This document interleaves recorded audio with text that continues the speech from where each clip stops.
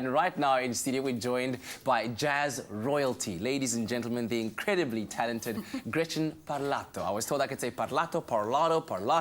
And she's here all the way from the United States to be performing at this weekend's 18th annual Cape Town International Jazz Festival. Now, with 6 studio albums, countless collaborations with some of the greatest names in the industry, and a Grammy nomination, Gretchen has become a household name in the world of jazz. And it's a wonderful pleasure and an honor to welcome you to our Feel Good Breakfast Show. Thank you.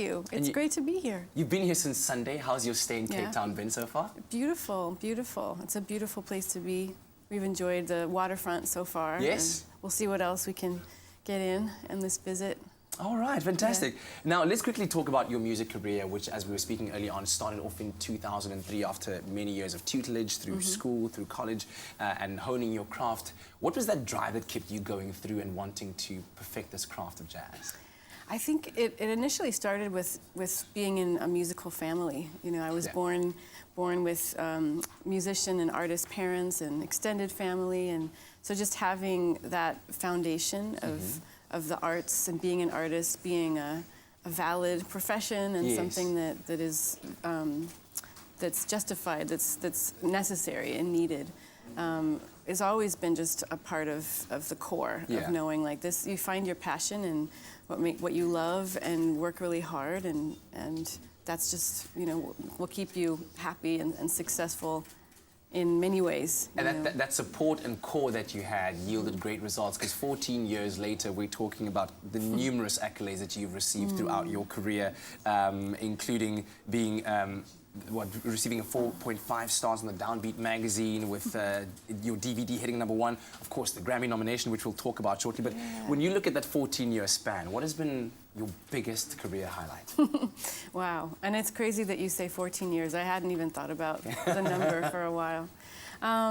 Well, definitely the starting from moving to New York City was a big turning point from Los Angeles, and just being in that scene.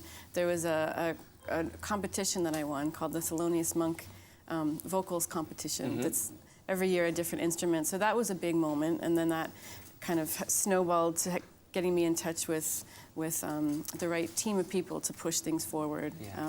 I have a great memory was performing at the Hollywood Bowl in Los Angeles. Oh, yes. There was a Music of Brazil evening with Oscar Castro Neves. Oh, wow. Performing with Wayne Shorter in Paris at La Villette. Oof. That was some years ago. Yeah, those were some beautiful moments. And I'm assuming, of course, 3 years ago, in 2014, receiving your Grammy nomination for Live in New York City. Yeah. What was that like? I mean, you're getting recognition from not only your peers in the industry, but those old jazz cats that have been doing it for years, and they're saying, yes, you are the one.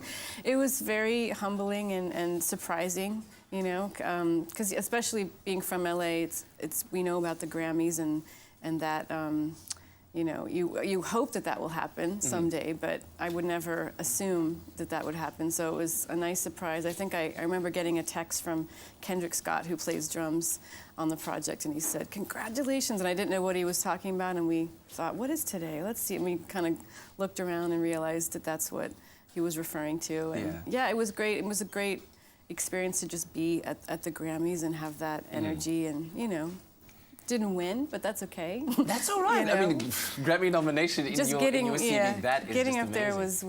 was just enough, and, you know, we were very happy to be there. If you had to give advice to a young jazz cat watching right now, thinking to themselves, one day I'd like to reach that level of success, of that passion and greatness in jazz, what would you say to them?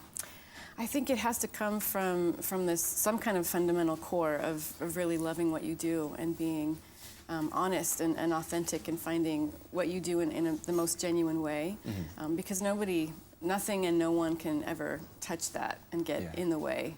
You know, we might get in our own way as an artist, but if it's coming from the right place, absolutely, then you're good. And I'm sure there's a lot of fans that can't wait to see you live on the stage this coming weekend at the Cape Town International Jazz Fest. Are you excited? Totally, yeah. Looking at the lineup, it's amazing that we're a part of it. So we're thrilled. Fantastic. Well, Yeah. thank you so much for joining us this morning. And Thank you. enjoy the rest of your stay in South Africa, in Cape Town. Enjoy the festival. It's going to be absolutely amazing. And if you. you'd like to see Gretchen Parlato live at this weekend's 18th annual Cape Town International Jazz Festival, make sure that you do get your tickets. Of course, it's taking place at the CTICC. It starts on Friday the 31st until Saturday the 1st of April, and tickets are available ranging between 690 and 1,190 Rand. But I'm sure it's going to be absolutely worth it. World-class music right here on the motherland.